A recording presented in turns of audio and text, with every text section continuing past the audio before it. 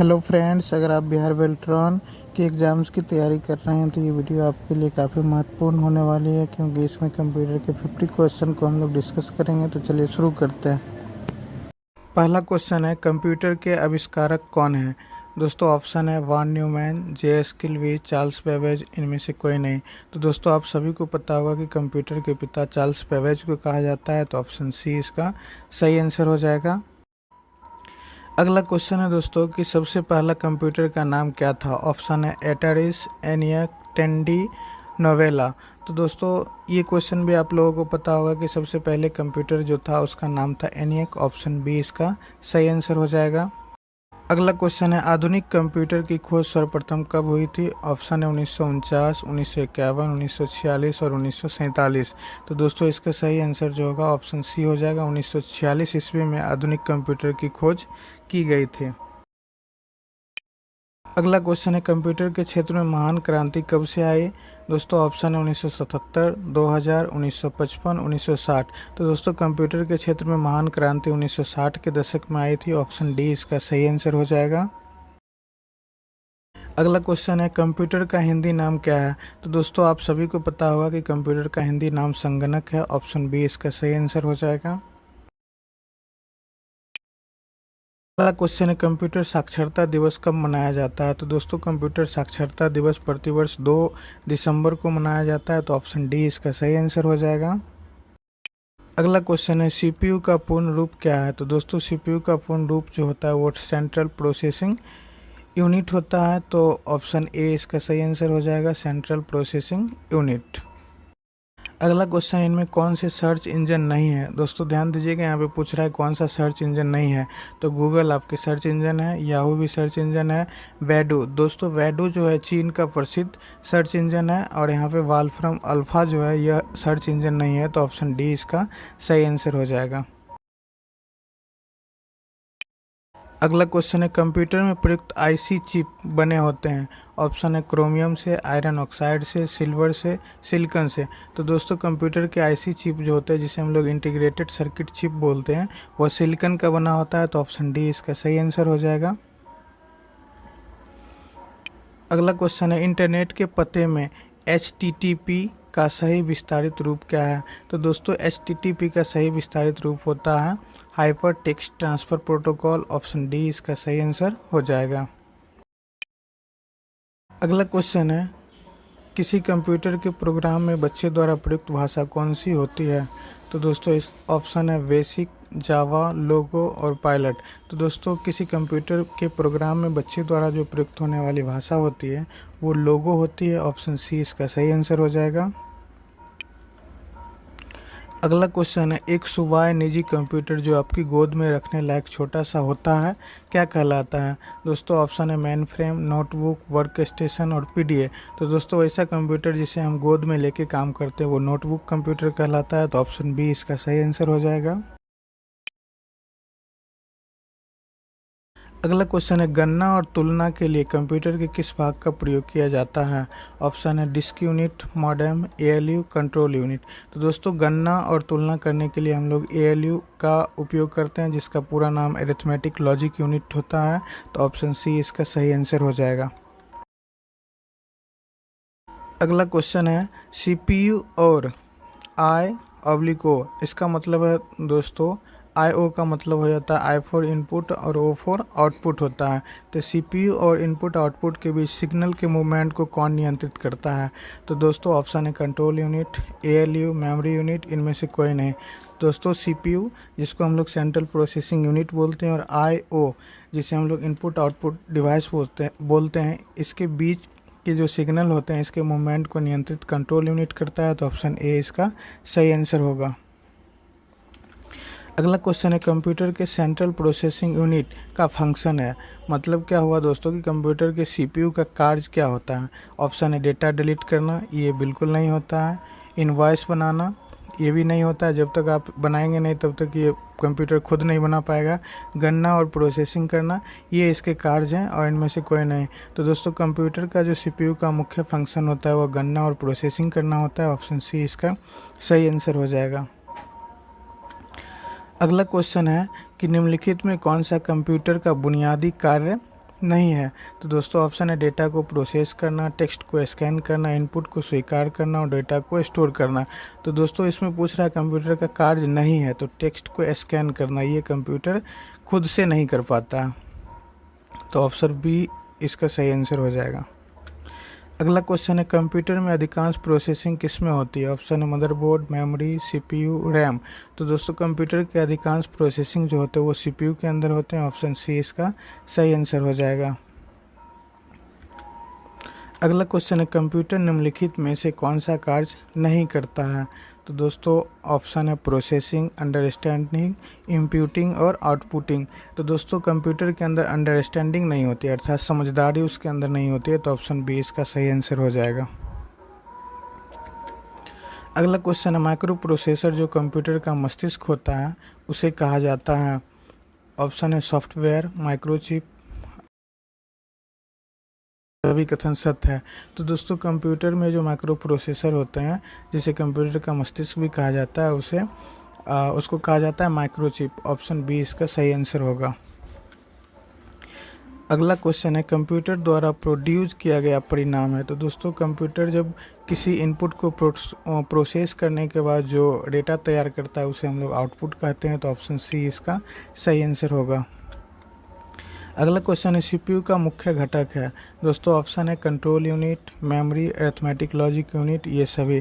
तो दोस्तों सीपीयू का जो मुख्य घटक है वो ये सभी हैं। तो ऑप्शन डी इसके सही आंसर हो जाएंगे। अगला क्वेश्चन है कंप्यूटर की क्षमता है?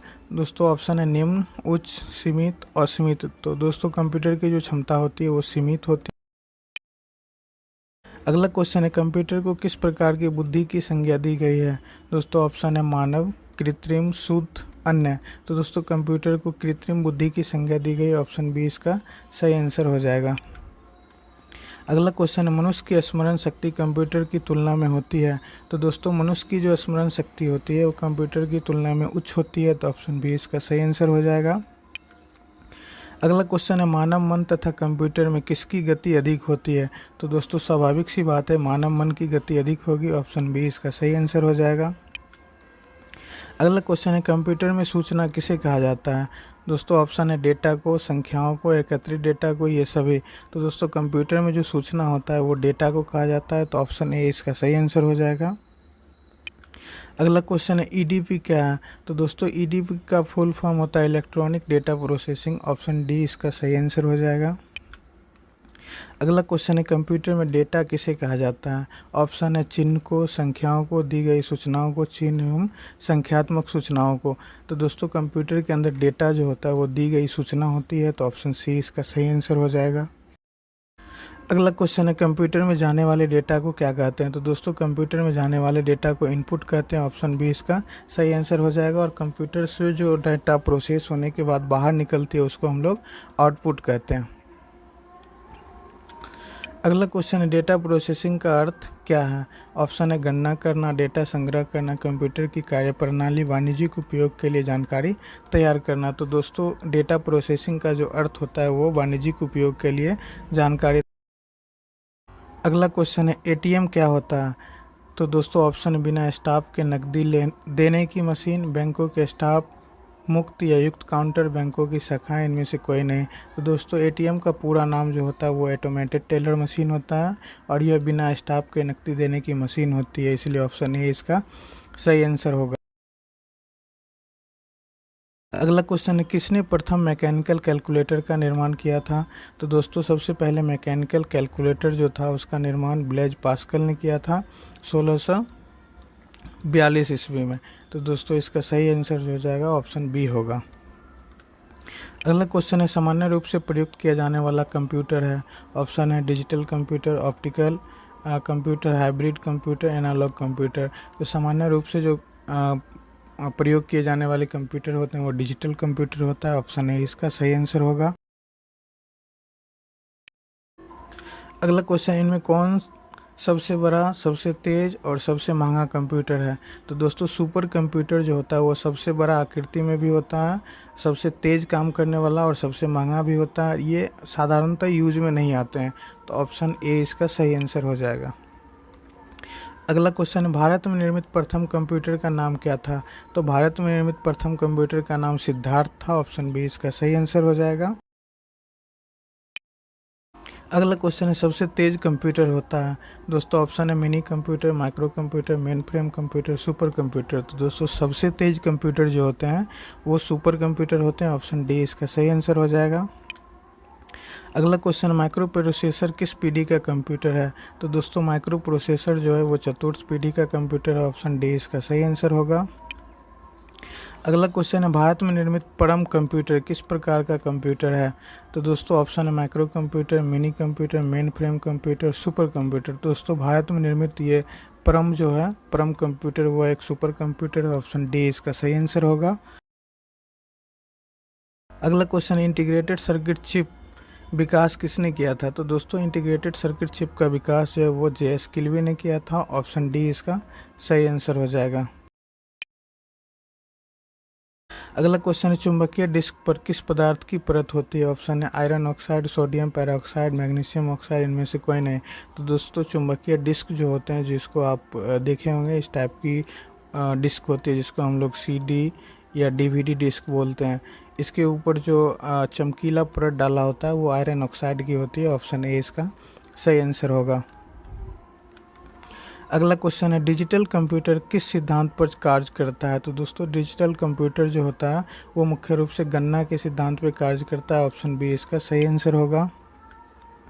अगला क्वेश्चन है, कीबोर्ड में फंक्शन कीज की संख्या कितनी होती है?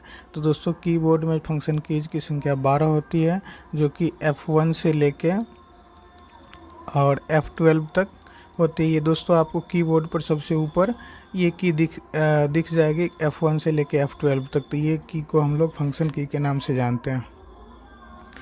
अगला क्वेश्चन है, किस प्रिंटर द्वारा एक स्ट्रोक में एक अक्षर प्रिंट होता है?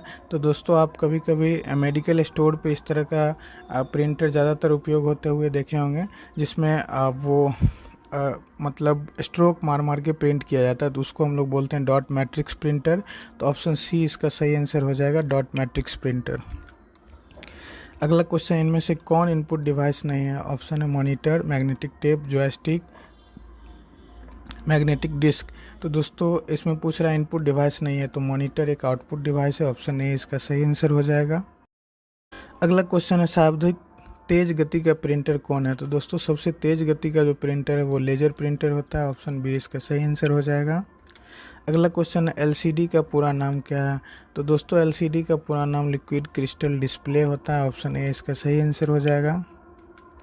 अगला क्वेश्चन है, कंट्रोल शिफ्ट और अल्ट को कौन सी कुंजी कहा जाता है? तो दोस्तों कंट्रोल, अल्ट और शिफ्ट को मॉडिफायर कुंजी कहा जाता है। ऑप्शन बी इसका सही आंसर हो जाएगा। अगला क्वेश्चन है, ओसीआर का पूर्ण रूप क्या है? दोस्तों ओसीआर का पूर्ण रूप होता है optical character recognition. Option B इसका सही आंसर हो जाएगा।